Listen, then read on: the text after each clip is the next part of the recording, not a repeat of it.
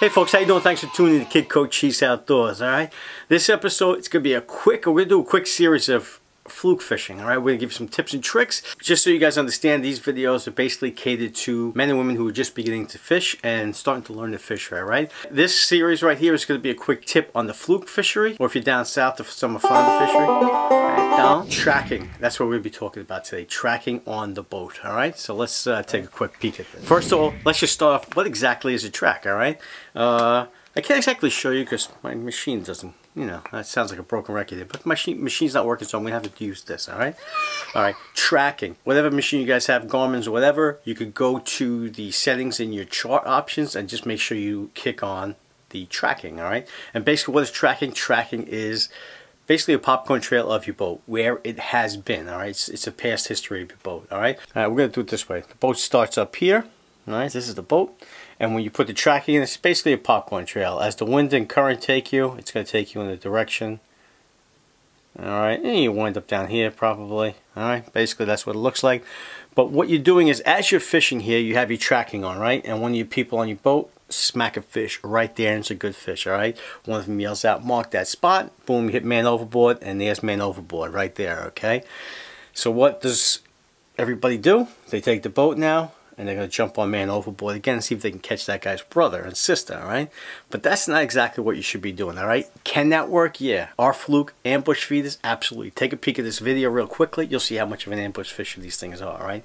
This fish right here was right on the spot, jumped up, kicked up all this dirt here. You can see all the dirt kick up, and she turns around and whacks that fish, alright? She's on that bait in a split second. That bait had no idea what hit it, alright? So that's one of the techniques of ambush feeding. But I'm going to tell you, more often than that, it's not going to happen like that. That type of fishing associates itself with structure, alright?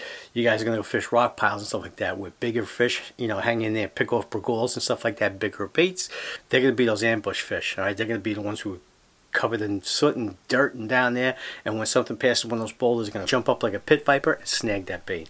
Alright, but what I want you to do here is do not take that short drift. I want you to come back all the way up to the tip of that track, alright? Just follow those tracks, alright? If this track is productive, you don't know if you catch another fish down here, but what you're doing is, this fish right here probably picked you up at the top of that drift. It followed you down for a while, alright? I've been followed for 100 feet by fish, alright? Here's a fish right now following a bait. He's going to follow it, it's going to, until something happens with that bait, some nuance or some little technique that you guys do with sideways, whatever, that fish will strike. It'll trigger that fish to strike, alright? So don't be fooled by taking that short drift and jumping on this man overboard, alright? That's a lot of people think that, and people think that you got to drop back to these fish. You absolutely do not have to drop back to a fluke. A fluke will follow a bait forever and just toy with it. So you have to, you know, people back in the day, until you see underwater videos, say, all right, I just got pit. I opened the bail and fed it back. But you don't have to feed back to these fish. These fish, their body is basically a fin, all right? They just undulate their body and they propel themselves tremendously, all right? They're very quick. They can keep up with any bait, so don't be fooled by that, all right? Once you get that strike, stay with it. He's still with you, or she's still with you, that fish. Hopefully it's a she, because the she, the big ones, over 7 pounds, all right? Alright, but stay with that fish, alright? So my point is that you may have gotten that fish on an ambush, or most likely you had it on a follow, alright? I see more following than not, alright? Lots of these fish, you're just going to see baits come by. On that note, how are these fish setting up on the sea floor, alright?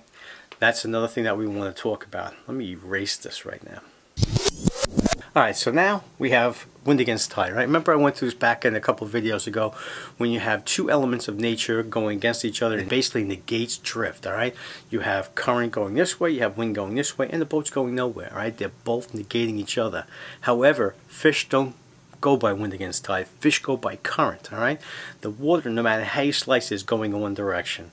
So that's how you want to simulate a drift, when you're going to do it artificially via whatever, your boat motor, when you're kicking in and out of gear, which is a kick in the beans, or you get a Minn Kota or some other type of trolling motor, and you propel that boat with the Minn Kota probably 0.8 miles an hour. That's what I'd suggest, alright?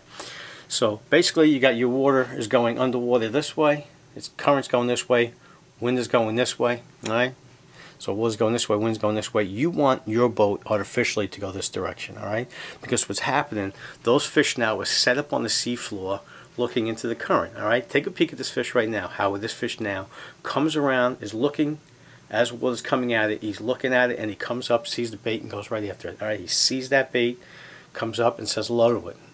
If that fish was facing the other way, then basically what's going to happen is that bait's going to go over its head. By the time it wants to react, the freaking thing is in total, you know, it's not even sure what the hell it was, if it's even edible or some type of, you know, marine debris or foliage down there, right?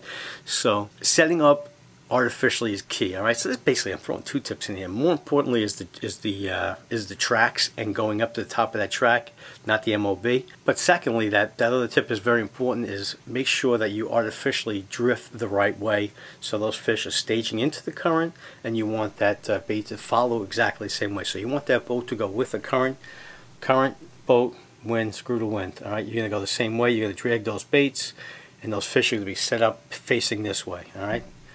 So, all right, you're going to drag those baits. These fish are set up this way, looking at it as it comes by. How you doing? They go after it. I don't know if you even saw that, all right? But that's it. That's your tip of the week, all right? I'm not sure if you guys even enjoy those type of videos right now, but if you do, comment below. I just wanted to explain to new anglers out there, men and women. There are two different types of fluke bites. There's going to be an ambush bite, like you saw right here. And you're going to have a follow bite. The follow bite is a very common bite, so don't be fooled by it, all right? Change your cadence up a little bit, and that will trigger that strike. And don't forget, this weekend, I'll be over at the Edison show at the Masha booth right next to Tackle Direct, I think it is, all right? So come over and say hello to the kid, go over and say hello to Masha, and that's that, all right? So stay tuned for upcoming episodes. If you guys like these little quick episodes of the how-tos, we'll be going through each species, and just basically giving you a little quick tip on it, all right? I'm not sure if that was even a quick tip, because that was pretty long in the video. But I hope it helps you guys and girls out, maybe understand fluke behavior a little better. Remember, ambushers and followers. But just so you're prepared for both and you understand exactly fish behavior, fluke behavior, all right? So there you go. That's it. What else do I have to say? Nothing much. Thanks for watching Kid Coach Cheese Outdoors, all right? You know where I gotta go. Hey folks, thanks for watching Kid Coach Cheese Outdoors. Consider subscribing below and comment if you'd like, and like if you'd like. Until next time.